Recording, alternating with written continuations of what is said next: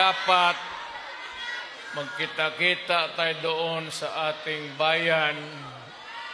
Kaya lang sa sitwasyon natin ngayon, kailangan talaga pumunta tayo sa ibang bayan maghanap buhay.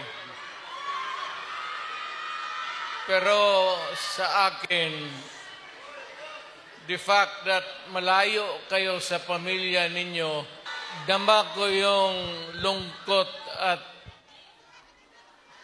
alam ko yan. Kasi ganoon rin ako noon. Almost 3 years sa labas ako nagtatrabaho. Well, nagtitraining para pag sa connection ko sa pagka-abogado. Kaya OFW, yan ang pinakamasarap na magkikinig ako.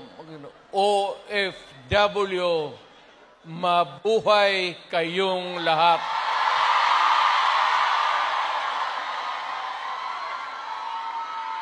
At